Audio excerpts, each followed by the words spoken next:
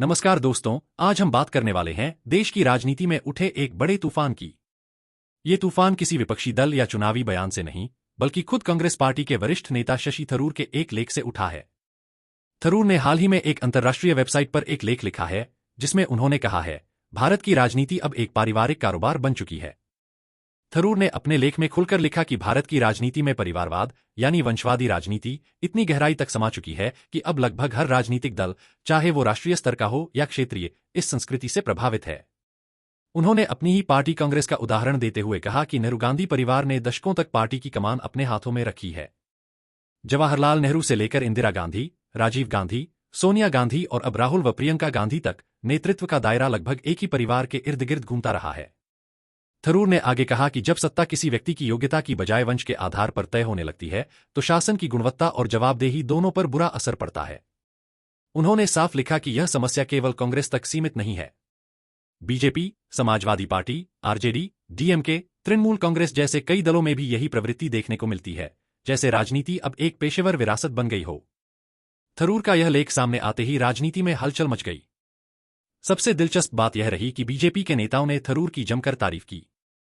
कई नेताओं ने उन्हें कांग्रेस का खतरों का खिलाड़ी कहा, तो कुछ ने लिखा कि थरूर ने सच बोलने की हिम्मत दिखाई है।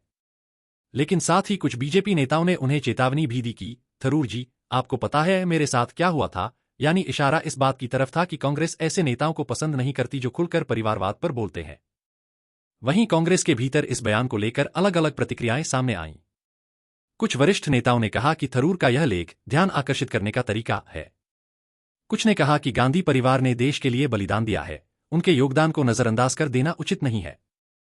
पार्टी के भीतर कई लोगों को लगा कि थरूर को यह बात पार्टी फोरम में उठानी चाहिए थी, न कि सार्वजनिक मंच पर। लेकिन कुछ विश्लेषकों का कहना है कि थरूर ने वह सच्चाई कही है जिसे सुनने की हिम्मत ज्यादातर नेता नहीं करते। बीजेपी ने भी इस बयान का राजनीतिक फायदा उठाने की कोशिश की। उन्होंने कहा, देखिए, कांग्रेस के अपने नेता मान रहे हैं कि गांधी परिवार ने पार्टी को परिवार लिमिटेड कंपनी बना दिया है, लेकिन कांग्रेस समर्थकों ने जवाब दिया कि बीजेपी भी इससे अछूती नहीं है, वहां भी कई राज्यों में नेताओं के बेटे बेटियां राजनीति में आ रहे हैं। यानी यह बहस अब सिर्फ कांग्रेस की नहीं रही, बल्कि पूरे राजनीतिक तंत्र की हो गई है। थरूर ने अपने लेख में लिखा है कि वंशवादी राजनीति भारतीय लोकतंत्र के लिए एक गंभीर खतरा है। उनका कहना है कि जब नेतृत्व केवल उपनाम या परिवार के नाम पर तय होता है, तो मेहनती और योग्य लोगों के लिए राजनीति में जगह बनाना मुश्किल हो जाता है।